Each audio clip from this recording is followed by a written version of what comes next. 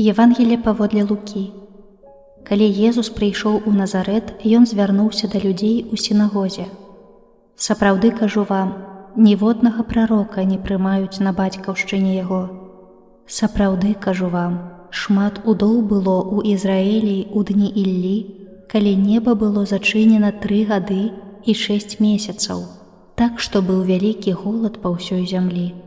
І да ніводнай з іх не быў пасланы Ілля, а толькі да аўдавелай жанчыны ў Сарэпце Сідонскай. Шмат таксама было пракажоных у Ізраілі ў часы прарока Елісея, і ніводзін з іх не быў ачышчаны, апрача сірыйца Наамана.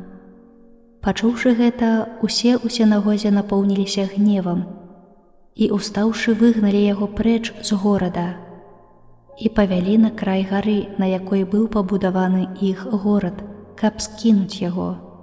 Але ён, прайшоўшы паміж імі, адышоў.